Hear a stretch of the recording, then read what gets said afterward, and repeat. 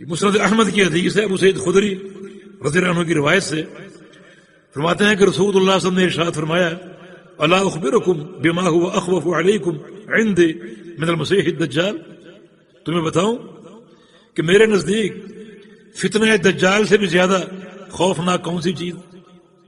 حالانکہ فتنہ دجال سب سے خوفناک ہے، سب سے خوفناک۔ میں نے کل بتایا تھا کہ دجال کب آئے گا؟ لوگوں کے جہل پر اور اقتصادی ابتری پر آئے گا۔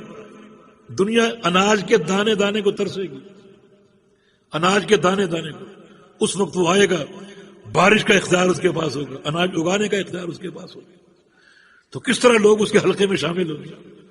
جو لوگ چرسیوں کو، بھنگیوں کو اور کتوں اور بلیوں میں گھری ہوئی سرکاروں کو مشکل کشا مانتے ہیں، حالانکہ وہ کوئی منفعت نہیں پہنچا سکتے، وہ دجال کو دیکھ کر کیا کہیں یہ تو بڑا پیرانے پی رہی ہے، یہ تو بڑا پہنچا ہوا ہے۔ جس قوم کے عقیدے کا یہ حال ہو کہ چرسیوں اور شرابیوں کو ولی اللہ ماننا، تو وہ دجال کو دیکھ کر کیسے بچیں گے؟ وہ کہ یہ تو اشارے سے بارشیں برسا رہا ہے، اشارے سے اناج پیدا کر رہا ہے، اشارے سے مردوں کو زندہ کر رہا ہے، یہ سارے واقعات موجود ہیں حدیثوں۔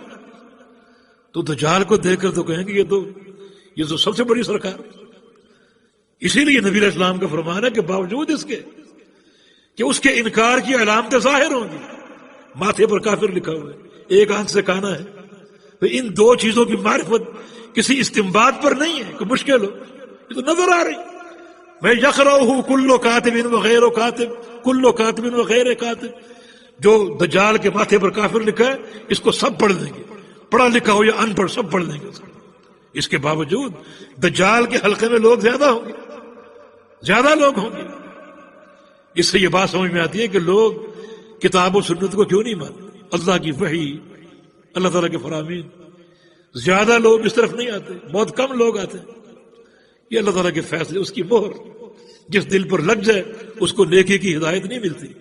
یہ اللہ کے فیصلے ہیں، یہدی من یشاء، جس کو چاہے وہ ہدایت دے، جس کو چاہے گمراہ کرے۔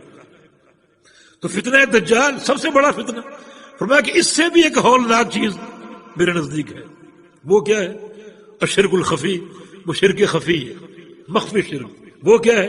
یقوم الرجل فیصلی، ایک شخص کھڑا ہوتا ہے نماز کے لیے، فیزین صلاتہ، اپنی نماز بڑی سجا کر پڑھتا ہے، لمبے سجدے اور لمبا قیام اور لمبا رکوع سجا کر پڑھتا ہے، لما یرا من نظر رجل، کیونکہ وہ کسی شخص کے بارے میں دیکھ رہا ہوتا ہے کہ وہ مجھے دیکھ رہا ہے، فلاں شخص مجھے دیکھ رہا ہے، اس کی وجہ سے نماز کو سجا کر پڑھتا ہے، نماز لمبی کر لیتا ہے اور نماز میں اور بہتری لانے کی کوشش کرتا ہے ریاکاری کے لیے۔